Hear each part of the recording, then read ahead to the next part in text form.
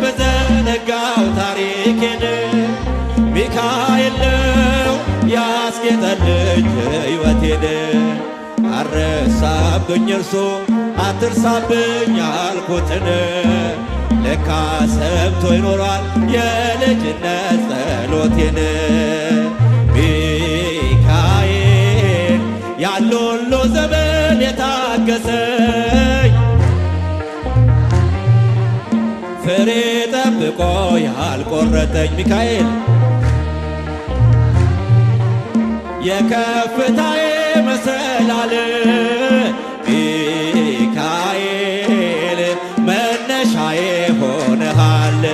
ጠብቆ አሳድጎ ከልጅነቴ አባት የሆነ ሚካኤል አባቴ ይለይብኛል ሚካኤል